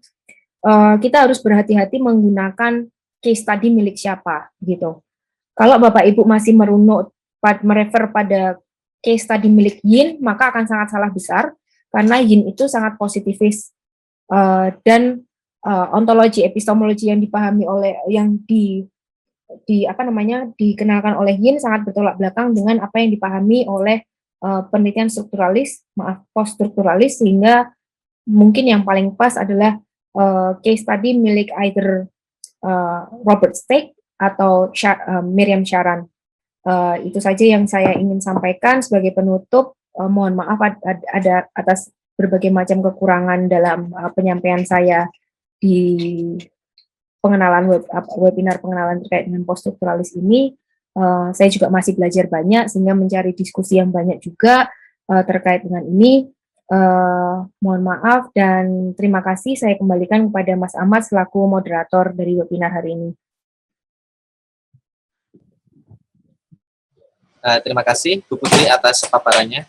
Wah, luar biasa sekali ya. Maknanya luar biasa di sini adalah benar-benar tidak biasa. Gitu. Kalau bisa digambarkan itu, saya kan asalnya dari Magelang. Magelang itu cerita yang paling paling berkesan itu adalah penangkapan Pangeran Diponegoro. Kalau Pangeran Diponegoro ditangkap kan memang di Magelang.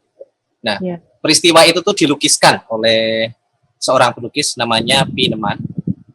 Ya, sayangnya saya nggak bisa menampilkan di sini. Gitu. Coba jenengan Bapak Ibu bisa mencari penangkapan Diponegoro karya Pineman. Saya rasa lukisan Pineman yang indah, rapi, gitu ya, memperlihatkan peristiwanya itu secara objektif, gitu. Itu bisa digambarkan sebagai sebuah gambaran positivisme. Nah, tapi ada satu pelukis Indonesia. Atau pribumi, karena zaman dulu belum ada Indonesia itu tidak setuju dengan gambaran seperti itu dan menggambarkan gambaran yang lain terkait dengan peristiwa yang sama, dan pelukis itu adalah Raden Saleh. Nah, coba Bapak Ibu bisa lihat di Google mungkin ya, bagaimana sih lukisan penangkapan Diponegoro menurut Raden Saleh seperti itu. Nah, kalau digambarkan lukisan Raden Saleh itu bisa dikaitkan dengan paradigma yang kritis seperti itu. Nah, sedangkan kalau poststrukturalisme kemudian postmodernisme ini tuh bentuknya lebih messy kayak gitu ya, dan luar biasa kayak gitu. Nah, ini kita bisa kaitkan poststrukturalisme, postmodernisme ini seperti lukisannya Pablo Picasso, atau kalau di Indonesia siapa ya? Apakah Avandi itu juga bisa digambarkan sebagai lukisan yang cukup menggambarkan kompleksitas seperti itu. Jadi itu yang bisa saya rangkum gitu ya, terkait dengan poststrukturalisme itu seperti apa. Mungkin ya saya juga kurang akurat gitu. Mohon maaf seperti itu. Terima kasih Bu Putri atas paparannya. Mungkin saya akan istilahnya merangkum dari beberapa poin yang sudah disampaikan Bu Putri tadi. Yang pertama adalah bahwasanya paradigma poststrukturalisme ini adalah kritik atau istilah ketidaksetujuan gitu ya, dari beberapa ilmuwan sosial gitu terhadap strukturalisme, khususnya strukturalisme dari Ferdinand de Saussure. Kemudian tadi Bu Putri juga memperkenalkan poststrukturalisme ini dengan konsep-konsep yang sangat penting, yaitu sign atau tanda, kemudian signifier dan signified. Mohon maaf, ini saya masih baca catatan soalnya juga sesuatu yang asli buat saya. Dan hubungan antara signifier dan signified ini tidak bisa ditentukan secara saklek kayak gitu. Dan makna itu hanya bisa muncul ketika dua tanda ini saling berinteraksi.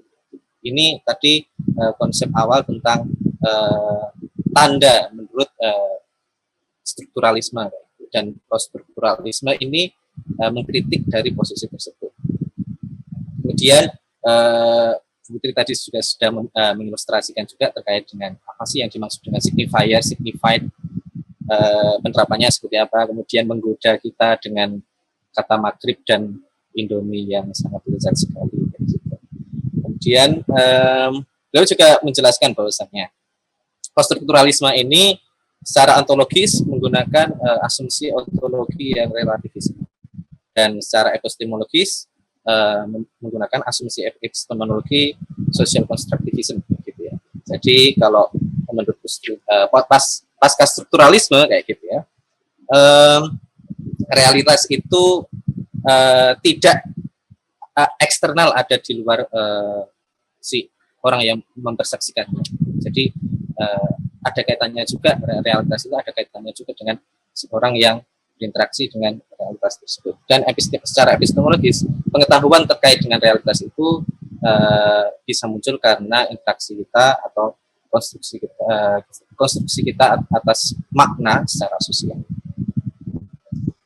Kemudian Bu Putri juga sudah menyebutkan beberapa tokoh-tokoh poststrukturalisme gitu ya. Ada Jacques Derrida, beliau ini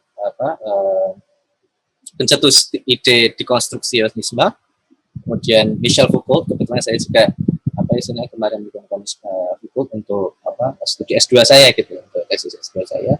Dan Laclau Mouffe. Kemudian Bu Putri juga sudah banyak menggunakan cukup banyak terkait dengan discourse theory seperti itu. Yang saya tidak bisa ulang lagi di sini karena lumayan panjang. Tapi ada satu poin yang sangat saya tertarik di sini, yaitu bahwasanya meaning atau makna itu dikonstruksikan secara sosial oleh diskursus. Dan diskursus itu apa juga nanti silakan nanti di review kembali gitu, di materi gitu. Dan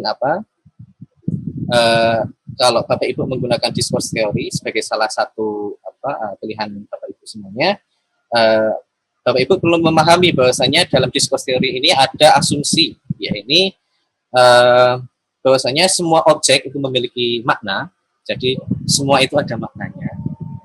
Dan meskipun semuanya itu ada maknanya, tapi makna itu tidak pernah tetap atau tidak pernah stabil, tapi selalu bertransformasi atau berubah berdasarkan system of rules.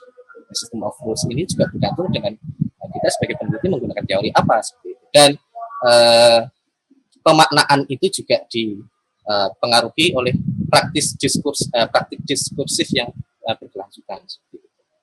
Dan terakhir tadi Bu Putri sudah menyebutkan beberapa relevansi paradigma pasca strukturalisme ini pada riset akuntansi gitu.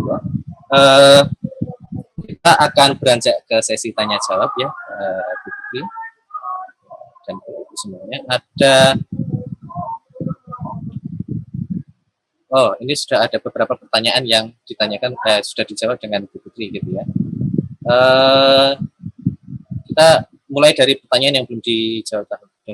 Bisakah saya istilahkan sesuatu yang dibahas itu bersifat kontekstual daripada dengan istilah bersifat subjektif? Jadi definisi satu hal itu bisa berbeda-beda tergantung pada konteksnya, bukan pada subjektivitasnya.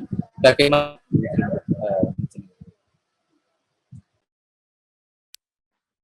Terima kasih pertanyaannya Bu Yeni Kuntari. Jadi kalau di poststrukturalis itu konteks itu sangat penting karena ketika kita akan menjelaskan, tadi saya sampaikan bahwa kontingensi dari makna itu meaning is contingent atau depends on history, depends on time dan segala culture dan berbagai macam hal lainnya. Itu memang ketika kita melakukan penelitian ini kita harus pastikan dulu konteksnya apa gitu. Jadi berbeda dengan subjektivitas. Jadi istilah subjektif itu subjektif atas misalnya orang yang kita interview, atas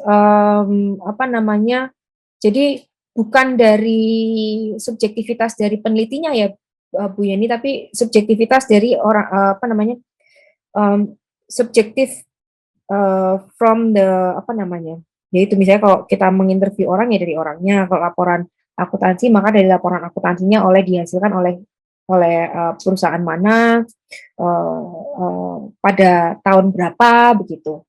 Konteks adalah sesuatu yang berbeda lagi yang memang harus disampaikan untuk menggambarkan, untuk menunjukkan bahwa kontingennya makna yang akan nanti dihasilkan itu dibangun oleh apa saja begitu. Itu saya. Misal kontekstual Indonesia gitu. Kita harus menggambarkan tidak hanya dengan Indonesianya saja, tapi kapan waktunya. Tahun berapa misalnya, itu satu. Dua, kemudian culture-nya apa. Tidak cuma ngomong Indonesia gitu. Tapi apakah kita mau membahas developing countries, mengkontekskan Indonesia sebagai developing countries, mengkontekskan Indonesia sebagai anggota G20, atau mengkontekskan Indonesia sebagai apa gitu. Nanti kalau terkait dengan pemerintah daerah lagi, kita mau mengkontekskan pemerintah daerah itu terkait dengan apanya gitu. Apakah kalau nanti sustainability ya mau dilihat dari apanya, apakah dari kemampuan daerah dalam melakukan atau preserving the environment, their environment, karena daerah itu adalah sangat rentan dengan illegal logging misalnya, atau illegal mining dan segala macamnya, atau bagaimana gitu. Jadi kalau definisi satu hal itu bisa berbeda-beda tergantung pada konteksnya, sebenarnya definisi satu hal itu berbeda-beda tergantung pada diskurs yang mempengaruhinya, Bu. Kalau terkait dengan poststrukturalis. Jadi, coba saya baca lagi satu-satu, jangan-jangan saya salah menjelaskan ya. Kalau kontekstual, saya istilahkan sesuatu yang dibahas itu bersifat kontekstual. Semuanya tentu harus ada konteksnya. Tapi kalau istilah subjektif, konteks dan subjektif dua hal yang berbeda. Definisi satu hal itu bisa berbeda-beda tergantung pada konteksnya. Bisa jadi iya, karena konteksnya berbeda-beda, dan kita tidak akan menarik generalisir dari, misalnya kita pakai case study, kita nggak akan menarik generalisir dari case study yang kita ambil. Misalnya ada 2 case study, ada 3 case study, kita nggak akan menarik poin generalisir dari case study itu, kita nggak akan melakukan itu. Karena yang kita akan lakukan adalah kita mencari deskripsi how they construct the meaning begitu. Semoga jelas. Mungkin Mas Ahmad, bagaimana Mas Ahmad? Mas Ahmad hilang. Saya rasa ya begitu sih, sama sih. Nggak ada perbedaan sih. Baik, kita lanjutkan ya Mbak ya. Kemudian ada pertanyaan ini dari kanal YouTube kita, dari Bu Indah Hapsari. Dia bertanya, apakah perbedaan antara elements dan empty signifier, dan contohnya dalam diskursus akuntansi. Kemudian yang kedua, pengumpulan data apa, pustaka atau bisa wawancara, berapa informan yang diperlukan. Terima kasih. Silakan. Oke, elemen sama empty signifier. Kalau elemen itu dia mirip dengan empty signifier memang ya, kalau dilihat dari definisinya. Tapi kalau empty signifier itu kita bisa ya mungkin bisa dikatakan elemen itu mirip dengan empty signifier. Cuman kalau elemen itu dia tidak berhasil membentuk diskursnya, tidak berhasil membentuk makna. Kalau empty signifier itu kita membahas tentang misalnya sustainability gitu ya. Kita membahas tentang sustainability-nya gitu. Kalau elemen itu kita membahas sign yang berusaha untuk memberikan makna gitu, tapi tidak berhasil gitu. Kalau aku paham sih, kalau gimana ya, Mas. Mohon maaf sekali Bapak Ibu, saya sebenarnya disuruh mengisi webinar ini juga kemarin ngobrol sama Ahmad itu juga, aduh nanti gimana ya, tidak berharap memberikan Jumat malam yang buruk untuk Bapak Ibu semua begitu. Terkait dengan ini. Tapi semoga bisa diberikan bayangan. Jadi kalau elemen, tadi saya sampaikan bahwa contoh misalnya sustainability. Sustainability ini akan dipengaruhi oleh diskursus atau bisa dikatakan, oke, kita akan pakai kata elemen misalnya. Elemen pembangunnya gitu. Kalau elemen ini gagal untuk nempel gitu, kalau momen itu gagal nempel, maka dia akan jadi elemen disebutnya. Karena dia tidak berhasil membentuk makna. Nah, kalau empty signifier itu kita membicarakan si sustainability-nya ini sebagai ini sebenarnya maknanya apa sih? Kalau Bapak Ibu pengen mempertanyakan sebenarnya accountability itu definisinya apa, maknanya apa sih? Gitu. Kalau maknanya banyak atau maknanya sebenarnya semakin lama semakin blur, itulah dialah empty signifier atau floating signifier. Gitu. Itulah gampangannya. Jadi begitu. Nah, pertanyaan kedua apa ya? Boleh nggak pakai studi pustaka sama wawancara ya, Ahmad ya? Iya, wawancara. Betul, wawancara. Studi pustaka atau content analysis atau dokumen analysis? Mungkin maksudnya yang dokumen disebutkan analysis. Nah, ini studi pustaka ini kan biasanya dikaitkan dengan literatur review atau systematic review kayak gitu ya. Apakah berkaitan dengan itu atau mungkin yang dimaksud dengan studi pustaka ini juga studi ini juga mungkin maksudnya saya akan beranggapan dokumen analysis aja dokumen kan gitu ya. Ya. Itu bisa. Sangat bisa. Kemudian wawancara juga sangat bisa. Kalau pertanyaannya bisa apa enggak, sangat bisa.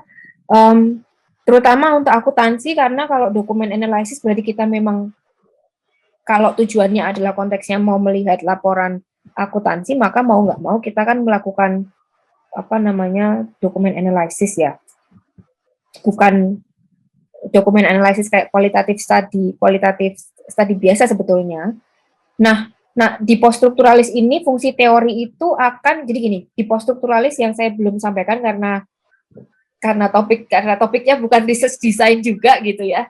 Jadi poststrukturalis ini terutama di discourse teori itu adalah gabungan dari philosophical. Discourse teori itu adalah a package of research gitu, a package of research program gitu. Jadi dia ada ontologi, epistemologi, dan teorinya. Dia juga harus dipahami sebagai satu kesatuan research design gitu. Jadi enggak terus kita pakai teorinya ini, terus kita pakai metodenya yang suka-suka kita apa gitu, nggak boleh. Jadi kita harus lihat teorinya apa, dia ontologi, epistemologinya apa, dia itu dibangun oleh argumen-argumen teori apa, argumen-argumen apa maksudnya adalah bahwa linguis ini dipengaruhi oleh tadi ya ada nodal points, nanti ada sebenarnya banyak sekali, ada masalah coherence sama jadi lupa kan, ada pertentangan sama penyamaan untuk masalah codingnya dan segala macamnya. Nah, itu bisa disampaikan dilihat di situ jika ingin menggunakan discourse teori. Mungkin nanti kalau Pak Fogi mau menambahkan boleh nih Mas Ahmad ya. Tadi dia bilang kalau bisa Ya, menambahkan. monggo mawon. Nah, jadi discourse theory itu memang dia research program yang bisa menggunakan itu semua. The thing is, kalau kita mau menggunakan discourse theory, ini yang paling tricky-nya menurut saya. Laclau dan Mouffe itu tidak memberikan guidance tentang bagaimana mengeksekusi riset ini gitu. Bagaimana mengeksekusi riset ini? Misalnya, apakah pakai case study, apakah pakai dengan wawancara, data collection-nya, apakah dengan berapa orang, apakah dengan ini itu dokumen analysis atau apa, itu dia tidak menjelaskan itu. Sehingga yang harus kita lakukan adalah kita harus baca diskurs yang lainnya gitu untuk cari tahu kira-kira kita bisa menggabungkan apa namanya arahan terkait dengan research design dari diskurs yang lainnya atau enggak gitu, dan pas enggak dengan riset kita. Itu semuanya nanti kalau Ibu tertarik bisa baca bukunya Jorgensen Phillips, dia akan menyampaikan gitu. Bahkan sebenarnya di poststrukturalis sendiri diskurs itu tadi yang ada berbeda-beda, ada 4 itu bisa digabung-gabungkan juga gitu. Tambah pusing itu sebenarnya. Nah, kayaknya ada pertanyaan yang terakhir ya. Bisa nggak pakai apa ya? Apa tadi slide? Tadi mohon maaf. Ini jumlah responden partisipannya berapa ya yang ideal? Tidak ada jumlah partisipan yang ideal kalau setahu saya. Karena tujuan dari discourse teori ini kan kita pengen membangun pemahaman, membangun sistem makna yang thick gitu ya, yang komprehensif, sehingga tidak ada minimalnya berapa. Ibaratnya Ibu cuma punya 5 ya nggak apa-apa sebenarnya gitu, atau punya 3 ya nggak apa-apa, karena tujuannya memang sekali lagi bukan mengeneralisasi gitu. Nah ini sekalian menjawab ada pertanyaan di Q&A di Zoom ini, bagaimana memvalidasi makna yang diperoleh sebagai hasil penelitian poststrukturalis. Di poststrukturalis sendiri itu tidak ada validasi dan reliability. Sekalipun beberapa penelitian itu dia mengatakan bahwa ada validasi dan reliability. Mungkin nanti Ahmad bisa menambahkan juga beberapa argumennya banyak sekali nih, ada validasi, ada reliability. Tapi kalau setahu saya di kualitatif study itu nggak ada kualitatif study yang kualitatif ya. Kualitatif study yang kualitatif, bukan kualitatif study kayak case study milik Yin, itu ada validasi, itu pasti. Validasi, reliability itu ada. Tapi kalau di kami, di saya, itu nggak ada validasi reliability. Yang ada adalah bagaimana kita menjamin bahwa kita sebagai peneliti kualitatif researchers, itu menjamin bahwa semua prosedur riset terkait dengan ethics dan responsibility kita sebagai researcher itu dilaksanakan dengan baik dan dengan metode yang jelas gitu, urutan yang jelas. Mungkin Ahmad atau Pak Fogi bisa menambahkan di sini. Mohon maaf sekali, saya juga masih belajar ini. Terima kasih Bu Putri. Nama saya dipanggil 2 kali. 3 kali kayaknya. Terima kasih Bu Putri. Mungkin saya tambahkan yang terakhir sedikit. Betul, Bu Putri, di penelitian kualitatif itu juga mengenal istilah yang mirip dengan validitas dan reliabilitas di penelitian positivism yang mainstream ya, yaitu tujuannya adalah menjaga kualitas atau kredibilitas dari suatu riset.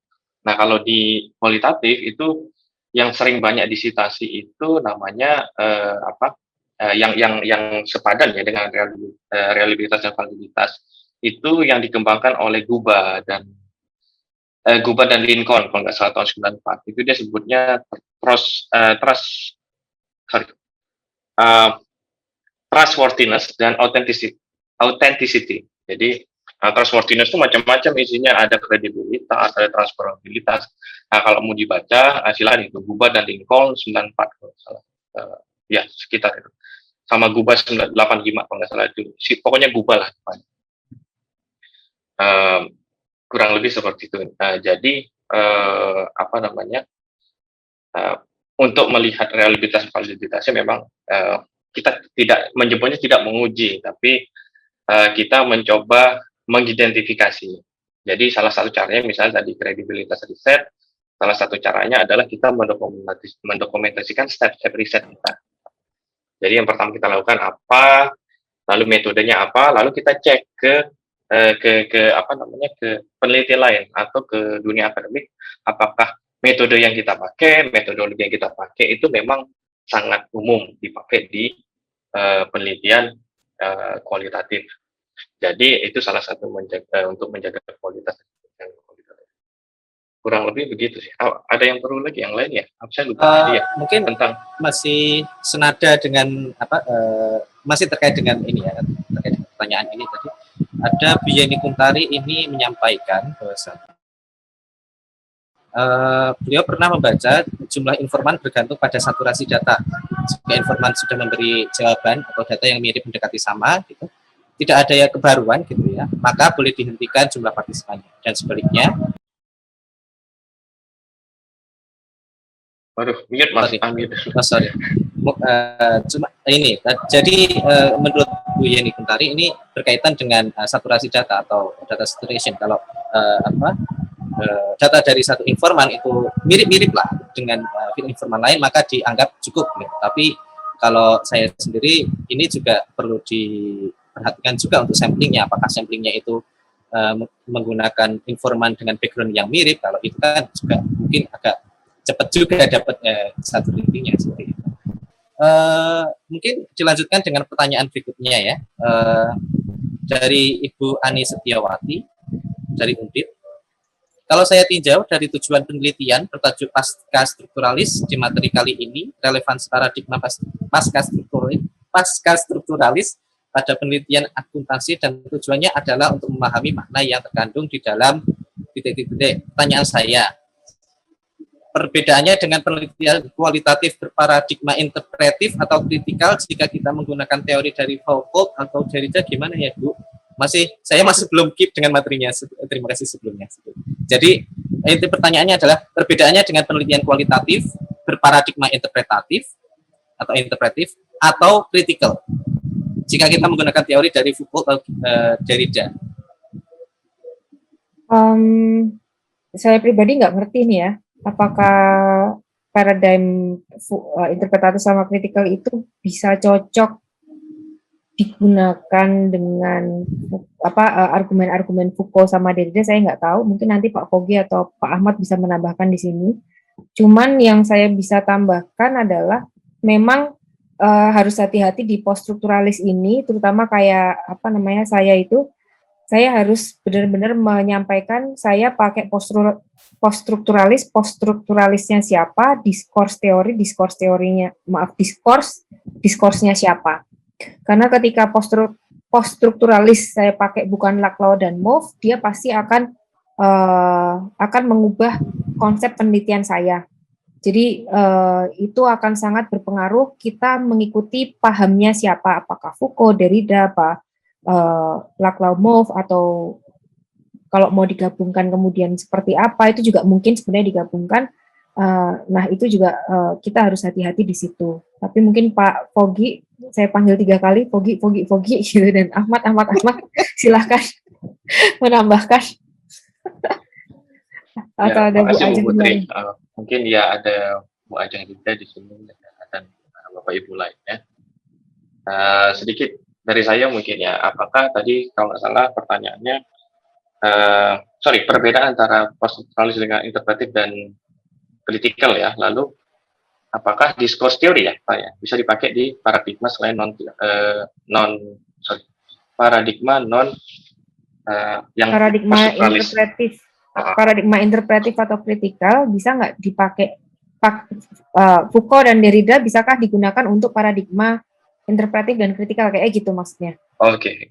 Makasih Bu Ani ya kalau nggak salah ya. Makasih Bu Ani. Dari saya memang butuh waktu untuk memahami ini paradigma. Saya butuh setahun dulu waktu untuk memahami beberapa paradigma ini. Jadi kalau kita balik ke sesinya Bu Dian Gatikaraja, kalau kita ingat, mungkin perlu juga nanti dibaca selanjutnya setelah webinar ini. Cobalah cari artikel yang berbicara tentang antara structure dan agent. atau subjek dan objek dalam penelitian kualitatif. Nah, di sana bisa dilihat mulai perbedaannya. Pertama, misalnya antara konstrukturalis dengan interpretif. Kemudian pernah bilang bahwa interpretivisme, walaupun itu luas ya, termasuk fenomenologi, dia cenderung fokus ke agent, ke human actor. Jadi bagaimana agent, aktor itu mengkonstruksi suatu realitas dan kita memahami dari sudut pandang si agent itu.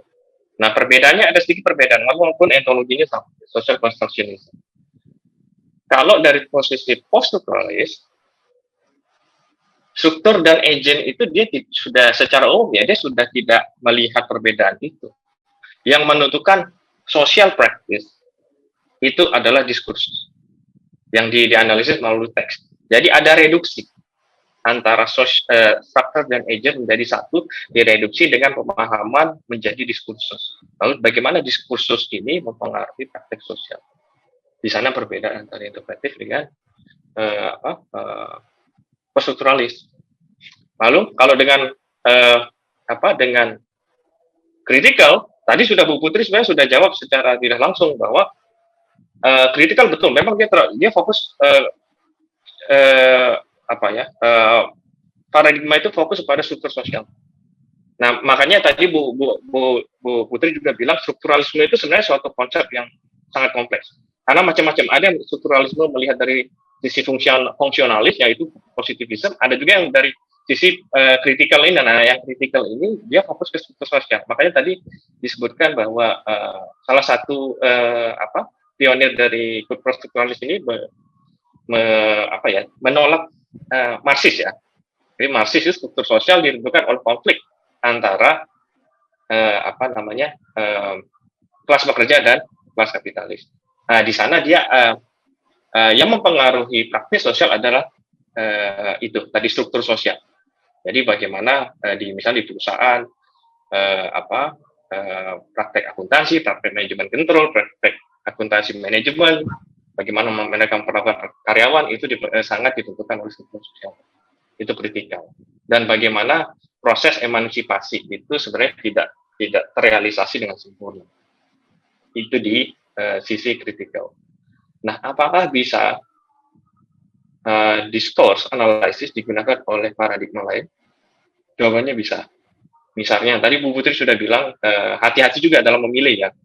Nah, yang pernah saya baca itu discourse analysis digunakan untuk mengidentifikasi struktur sosial oleh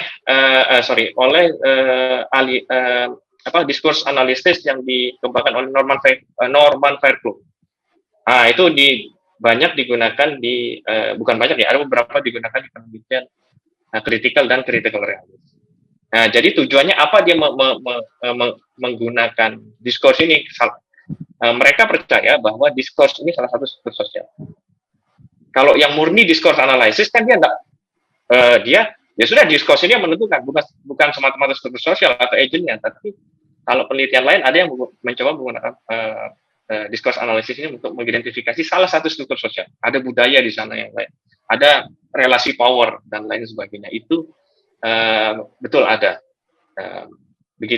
Kalau misalnya menggunakan Fairclough mungkin tidak cocok ya, karena Foucault. Misal Foucault mungkin tidak cocok karena yang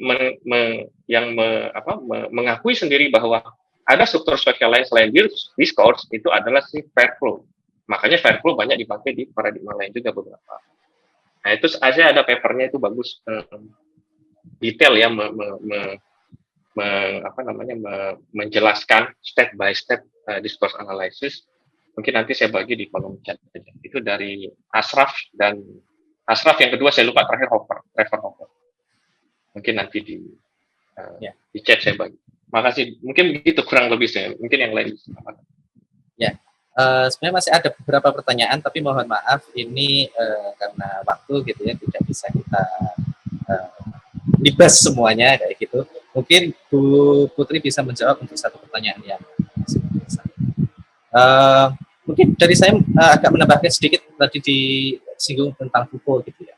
Kalau Bu Putri tadi itu menyampaikan bahwasanya ketika Bapak Ibu menggunakan paradigma poststrukturalis, Anda perlu hati-hati karena satu tokoh atau satu author itu berbeda dengan author lain. Derrida berbeda dengan Laclau Emhoff, kemudian Laclau Emhoff berbeda dengan Foucault. Foucault ini beda lagi. Jadi masing-masing tahun itu bisa berbeda-beda. Jadi Foucault tahun berapa itu bisa berbeda dengan Foucault tahun berapa begitu. Ada artikel dari Michael Power terkait dengan istilahnya summary dari pemikiran Foucault gitu ya. Dari yang awalnya itu tentang arkeologi, kemudian dia mengkritisi arkeologi itu sendiri terus mencetuskan ide tentang genealogi gitu ya.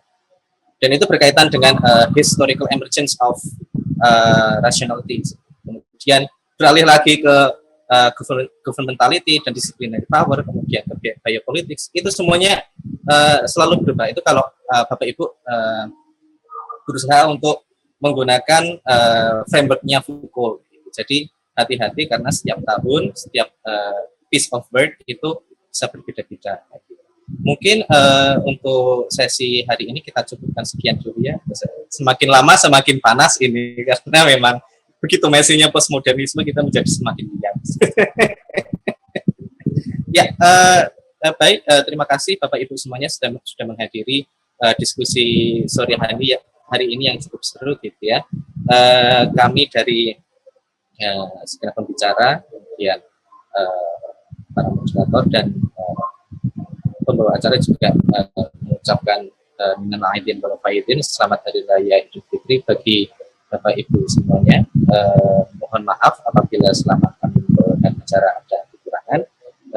Maaf lahir dan batin. Untuk selanjutnya acara saya kembalikan ke MC